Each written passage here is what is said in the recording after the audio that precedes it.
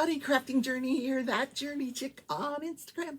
Welcome to the Wednesday edition of Crafting and Crime Daily. We have a special guest over here in the window. Stitch, what are you doing? He's climbing up the window. Stitch, what you doing? He's been all lovey-dovey lately. Stitch, come see mommy. Come here. He's like, nope, I'm busy.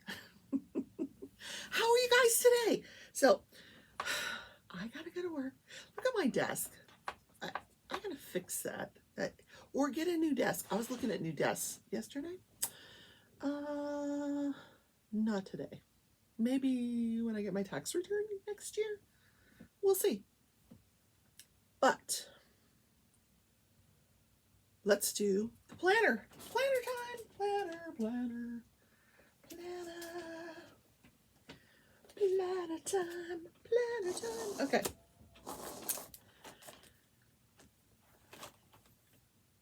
And I have to go into the office today. You know.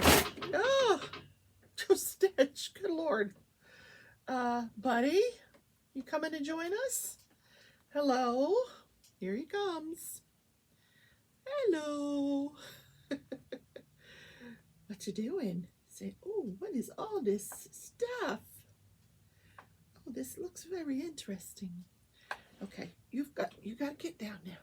Okay, come here, see mommy. You want to sit in my lap? No? Okay, go play. Go play. Oop. Oh my gosh. He's up. Where is he off to now? I don't know where Pearl is. I have no idea. She's smart. She probably went back to bed. Okay. Planner. What was I talking about? Oh, yeah. Got to go to work.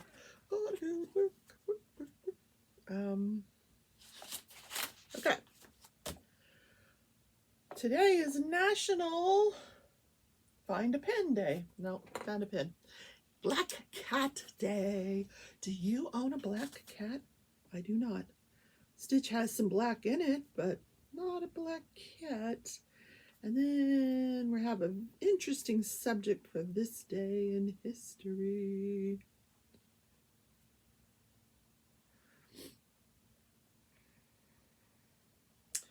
Okay, bills are paid. Wednesday. We only have a few more days till Halloween. We were supposed to get severe weather last night, and it just didn't happen. Thank God, because, oh, I hate to even talk about this, but yesterday, my sister and I like slowly trying to clean this third room that we have. We have a third room, and there's boxes and stuff in it. So I was trying to clean it up. I still have some yarn in there. I was trying to get the yarn out and get it put over here in the yarn storage containers. And I tripped. And in lieu of falling, because I was on my way down to the floor, I hit the door, and of course wrenched my shoulder again. And it was feeling better. I'm like, today's the last day of the prednisone. So it was a setback. Yeah, another setback. Yeah, I don't even want to talk about it because I'm going to cry. It really upset me because there's so much to do around this house. And, you know, I just don't have the capability of doing it all. I don't. So I trip and fall. I mean, what is that about? Am I getting old? I'm gonna cry. I know that's silly. That's silly. You're only 60 years old. Almost 61. But I don't know. I shouldn't be falling. You know, I shouldn't be tripping over things. But I had my hands full of, you know, boxes of yarn. Not a lot of stuff, but I wanted to put it in this room, and I ended up going and sitting down and putting ice on my shoulder. here's what I think it is. I think I just like those guys in physical therapy. Yep.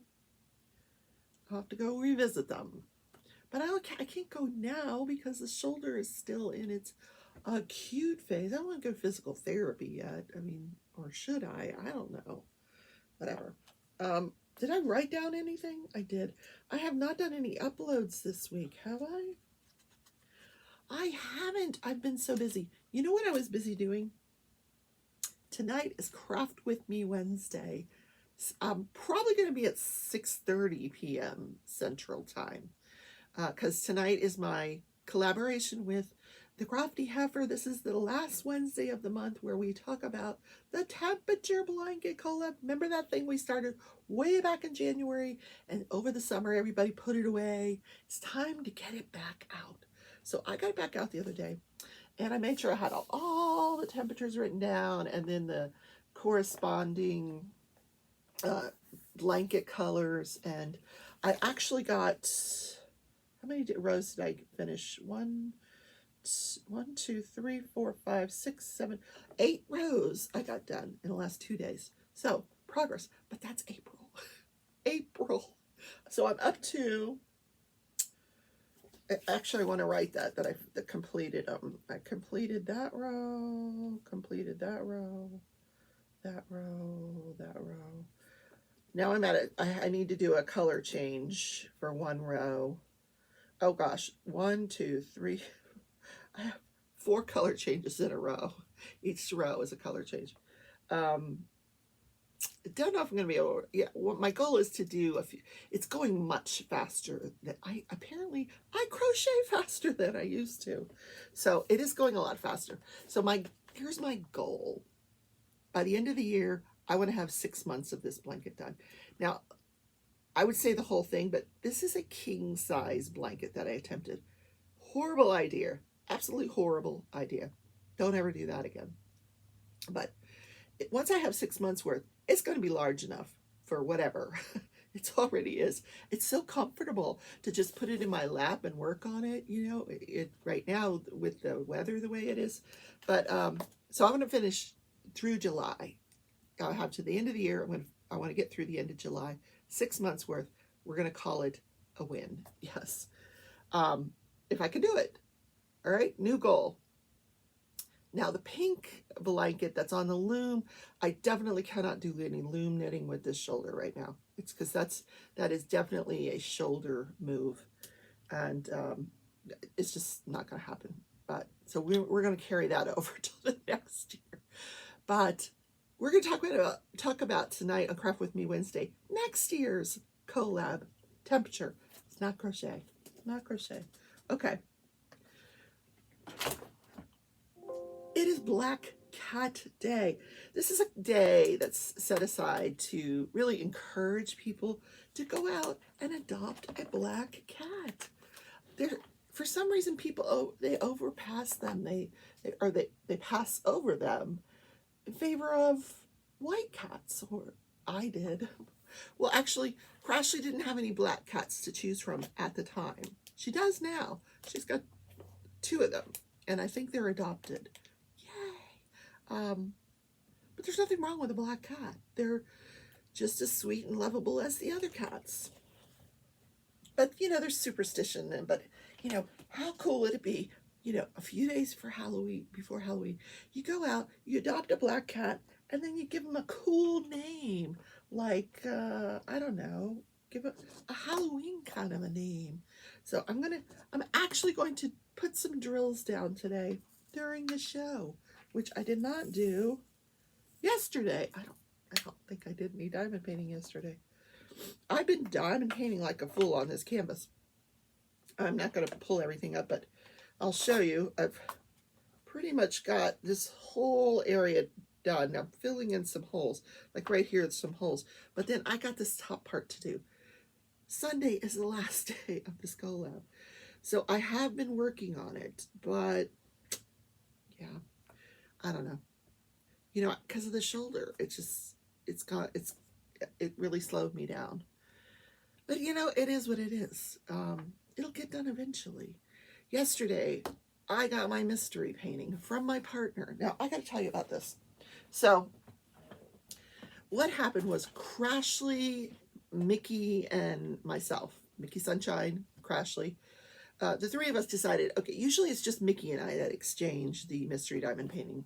And then, because we run the event, and we do it 3 or 4 times a year where we have everybody exchange a mystery painting. So Crashly wanted to get involved. So Crashly said, I will buy Rebecca a painting. Rebecca buys Mickey a painting. Mickey buys Crashly a painting. You know, a 3-way.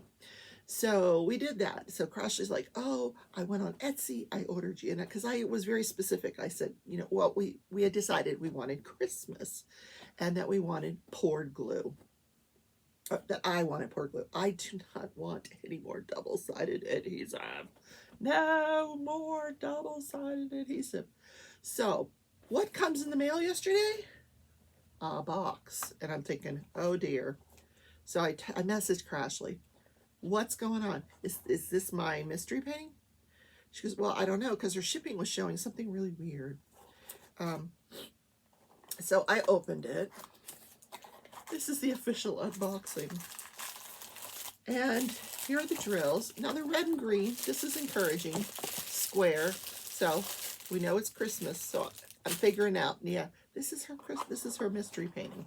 Now, at this point, I should have gone and got my sister because it's supposed to be a mystery, right? Well, I wanted to peek. So I peek and it says Hurricane. So I put it back and I said, did you order a Hurricane? And she's like, no, I didn't order a Hurricane. So at that point, I take it all the way out and I look at the picture and I'm like, oh no, that's got to be Crashly. That's Crashly's pick all day long. So I tell her what the picture is. She goes, yeah, that's my pick, but I did not order a Hurricane. I ordered off Etsy. I said, and surprise, it's a double-sided adhesive. Yeah. And she's like, no, they told me it was poured glue. This is not poured glue. No. And she paid $44 for this. Like a $10 canvas, $20 canvas. I feel terrible for her. But, so she messaged Etsy. She messaged the shop to give them an opportunity to respond about, because she even has the text messages where they said, yes, it's poured glue, not poured glue. Nor did they make it a mystery. It's okay. I'm going to do it. Actually, my sister's like, I'll do it. She's loving the squares. Should I give her a Hurricane experience? I don't know. Anyway, it is what it is. But it's a super cute painting. No longer a mystery. The mystery now is whether I'll get through another double-sided adhesive painting. I can't even get this back in here with the drills. Yes, I can. Yes, I can. Here we go. All right, well, we'll just put it on the floor. That's the unboxing. Yeah. Poured glue, it is not. Okay. So Crashly is probably going to be doing a video about this and the company's response. Just as a warning to people, if you're going to go on Etsy, make sure who you're dealing with, because a lot of these Chinese companies are going on Etsy and pretending to be like, you know, small businesses and trying to sell you these paintings. Yeah, don't do it. Don't be fooled. Warning, warning. Okay, let's do crafting and crime. We have 2 trials to cover, guys. 2. So I noticed, you know, I was getting ready to listen to the Donald Hartung day 2, or is it day 3? Day 3. Donald Hartung, day 3. And I see Markeith Lloyd. They started the trial. I'm like, what? No, they finished jury selection and went right into opening statements day before yesterday. No idea. So I'm like, well, I got to go listen to that. So I go listen to the opening statements. I said I was going to diamond paint, didn't I? Okay. Of the Markeith Lloyd case. Now, let me tell you a little bit of, I'll bring you up to speed. Well, once I tell you about the opening statements, you're going to know all about this case. This is not a nice guy, I got to tell you. And his defense is crazy, literally crazy. So let me do the tray. ASMR.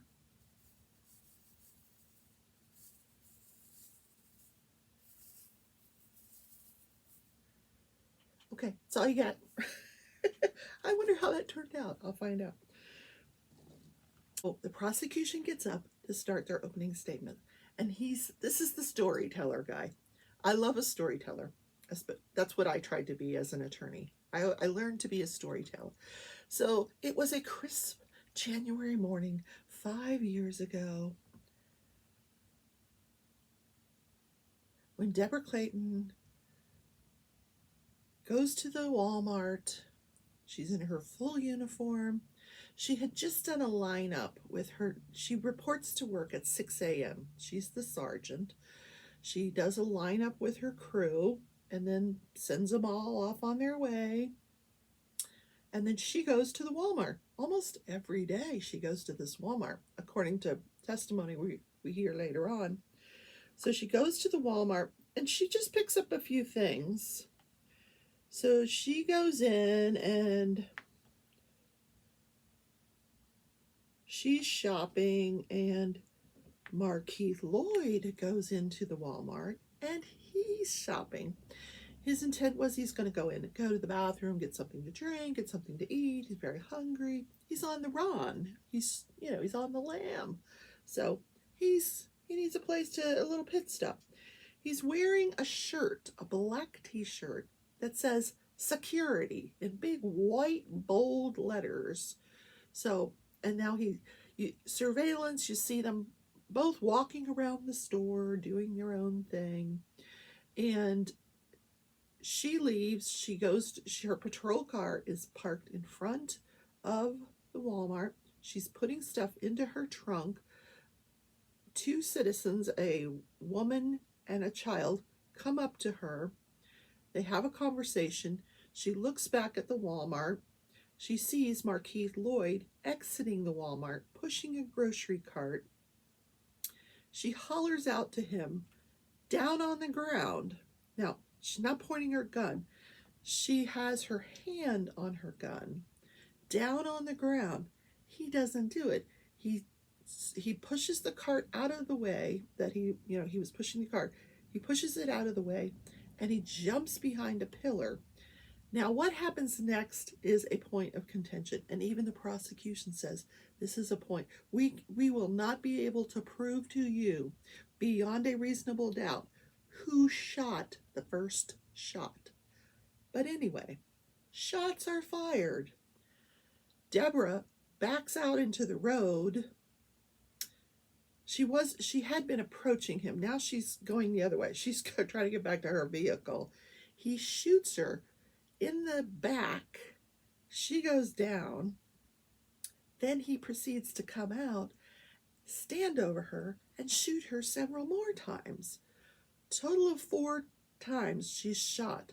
The last bullet hits her carotid artery. The artery that runs down your neck hits that. She's dead. Oh, so sad.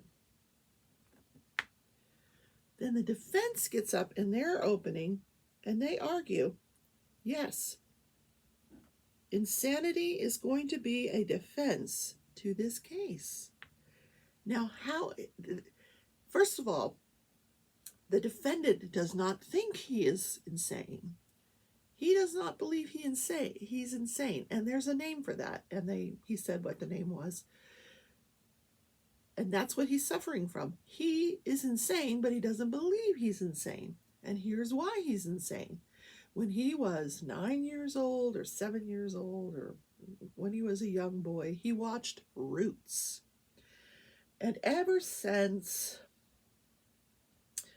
he has this belief that the white men are out to get him. Now, they're going to have an expert come testify that he's delusional. that he has this fixed, false belief that white people are out to get him. More on that later. So this is their defense. Not, clearly, you can't say he didn't do it. It's all on film. So now we begin the testimony. Well, not yet, because we got to hear from Markeith himself first. His defense finishes the opening, and Markeith is like, hello, I want to talk. And the judge is like, she just wants to go to lunch. Well, actually, it was the end of the day. She's like, she wanted to recess for the day. And I need to tell you that these jurors are sequestered. They had to pack their bags and stay in a hotel during this entire trial. And I can vouch that that's not a good experience that they're going to have. They're not allowed to have their cell phones, their iPads, no gaming systems. They just get to sit in a hotel and think about the testimony, because they can't talk about the testimony with anybody else. Now, I believe there'll be a television that they can watch, but, all their meals will be provided. And I think they're going to get their cell phones back once a day. And then there'll be a day set up where each week where they can have visitations. It's like they're being punished. Anyway. So the closing arguments complete. Markeith has something to say. So the judge is being very indulgent with him because he's crazy. He's upset because his lawyer didn't say everything he was supposed to say in the opening statements. He was supposed to say that he is being framed by the cops, that this Walmart should never have happened, that he had tried to turn himself in twice, and the jury needs to know this, that I tried to turn myself in twice, and I couldn't because the cops are out to get me. And this is why this happened at the Walmart, because they're out to get me. And my attorney didn't tell the jury that. So the judge, and he gets done, and the judge looks at him and says, okay, thank you, we're in recess. And everybody gets up. Yeah. She's very patient with him, very patient. So, he puts himself on the record. Now, is it an act? So then I watched day 2, which was yesterday. So the testimony actually follows the timeline. We get the first witness to this shooting. She is actually distantly related to Markeith Lloyd and is familiar with him from Facebook because he is or used to be married to her cousin. So she had seen him on her cousin's Facebook page. So she knew she had never met him in person, and she also knew that he was wanted by the police.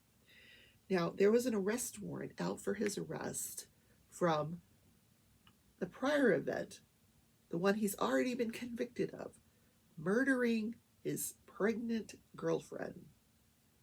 Yes, already been convicted of that. But now he's on the run from that, and he shows up at this Walmart. She gets to the register, and she sees him. And she doesn't recognize him at first, but then she does. So she was actually at the register in front of him. He was the next one to check out.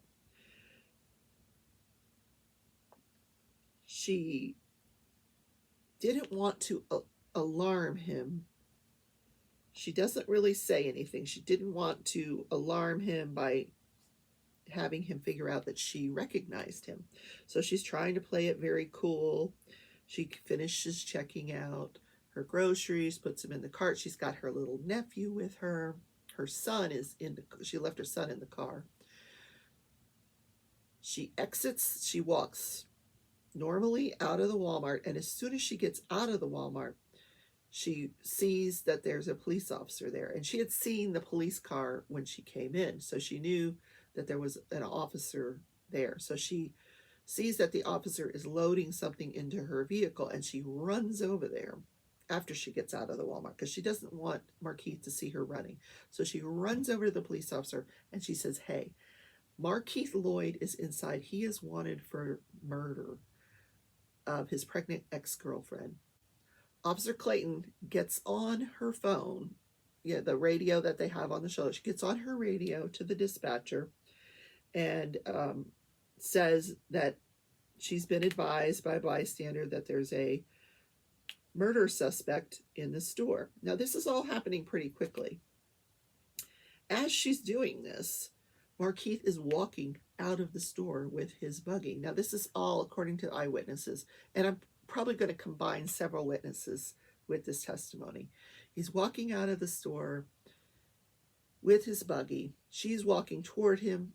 Several people hear her say, "Get down on the ground." Some people don't hear her say that, but she says something. He pushes his cart out of the way, ducks behind a pillar. So, some people see him draw a gun. Some people say her hand was on her gun. Some people say her gun was out. Shooting ensues. She ends up dead. Markeith jumps into his car and flees. Now, Deborah Clayton does not die right away. She's lying there dying, and she's on her radio giving a description of this guy. Now, by now, the dispatcher has figured out who this is.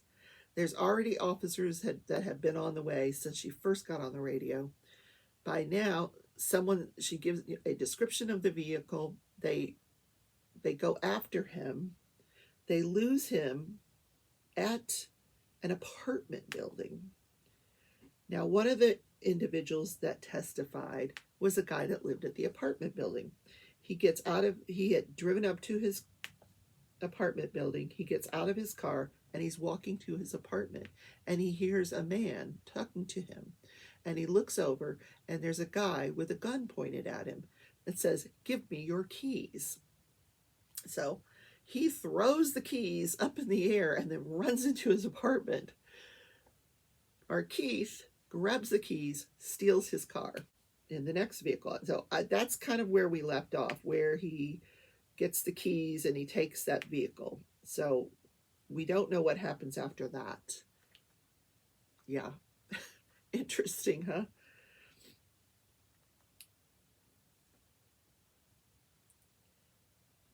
Now, let's move to the Donald Hartung case. God, if two cases is too confusing for you guys, let me know. I'm going to try to keep up with the details of each day's testimony.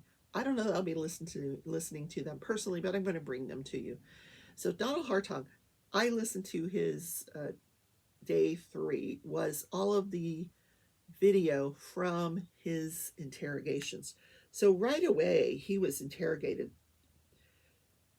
Donald Hartung is on trial for the murder of his mother and 2 brothers. Now, at this point, I'm not so sure how these people died, because this first interrogation takes place the evening that they find the bodies. And it's a very young police officer, and he's saying to Mr. Hartung, "I think you did it." And Mr. Hartung's like, "No, I didn't kill my family." He goes, "Well, you don't seem very upset. You know, we just knocked on your door, told you your family's murdered. They've all been shot in their, your mom was shot in her lounge chair, your brother was shot in his lounge chair, your other brother, we think you waited till he got home and you shot him." And he's like, "No." He says, "Well, you're showing very little emotion." He goes, "Well, I'll show it in my own way, but yeah, I'm upset. I've lost my family." And he's sitting there and he's got, I lived in Florida for 40 years, so I'm used to people dressed like this. He's just got a pair of shorts on and flip flops and t-shirt and a hat. He looks like he's ready to go fishing. And he's denying it. So this goes back and forth. But the reason they were able to hone in on him so quickly is that this was a very personal killing. There was no evidence of forced entry, that someone broke into their house. There was nothing taken. There was no robbery. These people were lying in their chairs. So whoever the murderer was someone they trusted. They didn't even get up to start fighting, which really begs the question of, like, how is one person murdered in one chair and one in another room? Like, did they not hear what was going on in the other room? I don't know. It's very strange. And I'm not so sure they were shot. I think that's not what happened. I think Richard was shot, the second brother, but I don't think the other. But anyway, this officer, they're allowed to lie during an interrogation. They could tell them anything. So he tells them, they were shot. Your mom was shot. Your brother was shot. And he's feigning surprise. They were shot? Oh my God. And he keeps saying, so the officer keeps trying to get him to go over his timeline. What time did you get there that day? What did you do? And he keeps saying, I got there around 1 o'clock and I played with the dog. He keeps reiterating how he kept leaving the house to go out in the yard and smoke cigarettes and play with the dog. There was an outdoor dog and an indoor dog. I need a coffee. Coffee break.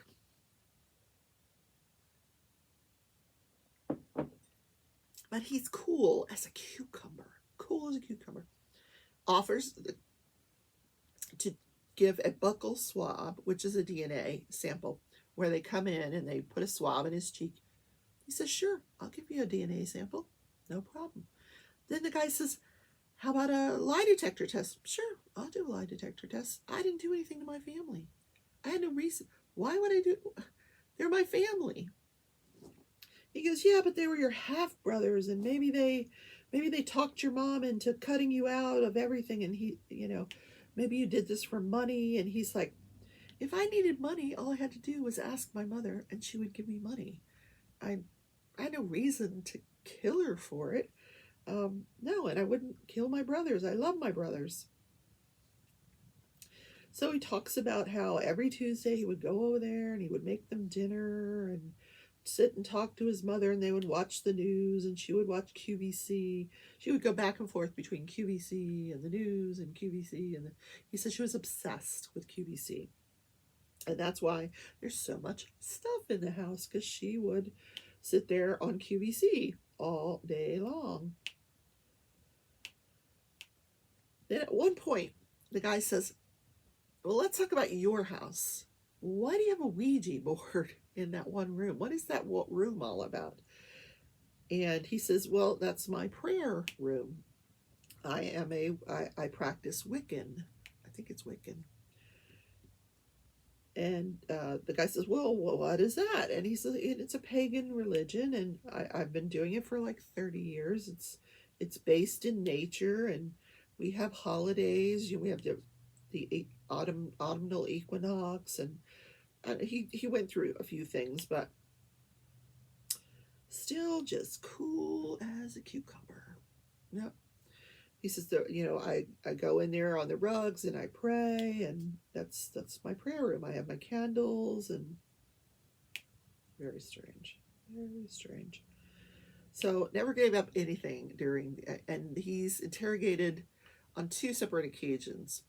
Still cool as a cucumber. I go to work, I come home. He works security at a church, I think is what he said.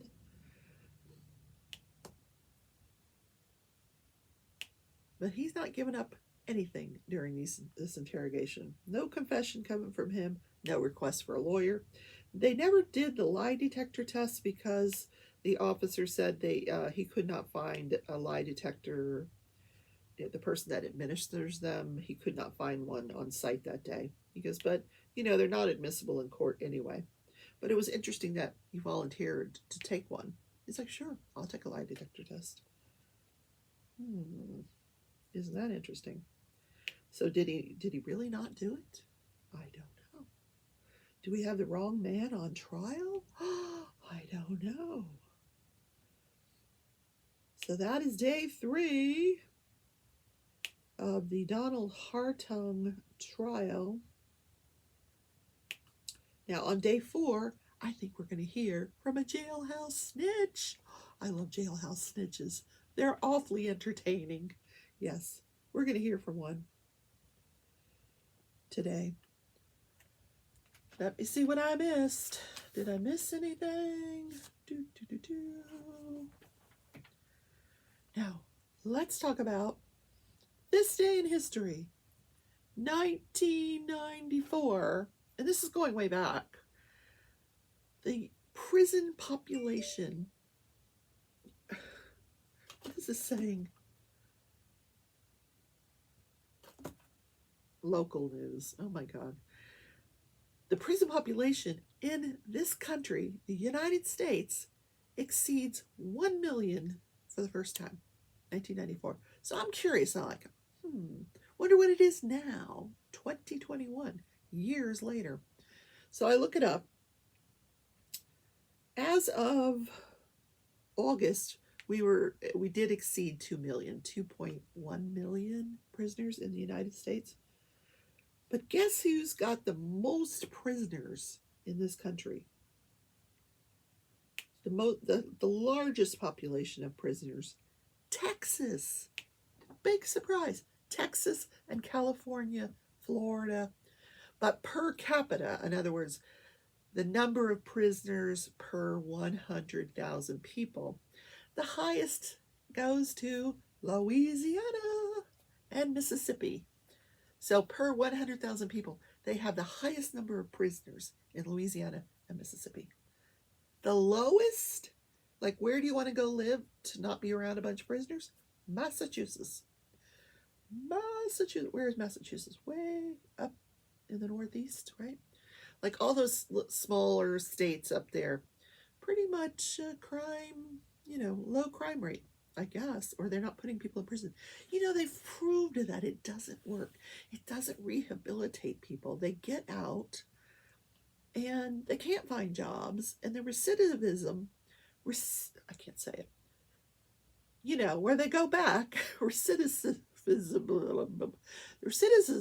I can't say it, rate is pretty high. And it's very disproportionate amongst blacks versus whites, like 2-to-1, which is unfortunate as well. Even amongst black women, 2-to-1 over white women in prison. Yeah. I don't know if they're just getting a raw deal or, I don't know. It's not right. Meanwhile, we are prosecuting this Markeith Lloyd, who's already serving a life sentence. We're spending millions of dollars to prosecute him again for the death of this police officer, where he's going to get maybe the death penalty, which I will tell you, to house these prisoners cost about $70,000 per prisoner to keep a prisoner in prison. You have to provide for everything for them, their health care, their security, their meals, their clothes, everything. And it's very costly. And if they're on death row, it's even more costly, mainly because of the security, but it's very, very expensive to house all these prisoners. Now we got Markeith Lloyd, who's already in prison for life. We're spending all this money to prosecute him again. He doesn't have 2 lives, just 1. Maybe he'll get the death penalty, which means we're going to put him into another prison, a different type of prison, where it's going to cost us more money to house him. None of this makes any sense. None. All right, that's my story, and I am sticking to it. Yeah. I had a great morning, guys. I hope this was not too much information for you. If it is, just say so. I'll go back down to 1 trial, but It's feast or famine. We either have none or we have like Ahmad Armory. He'll start any minute. I don't think I can do 3, but I'm going to try to get the Hartung one since it's an older case. We're going to fast forward, get that one wrapped up so we can concentrate on Marquis Lloyd. Guys, it's been fun this morning. I even got some diamond painting done. I've got to go to work. Gotta go to work. Come on, everybody. Work, work, work. Gotta go to work. Not moving my shoulder too much today. Okay. Hey, don't be a basic witch. See you later. Bye.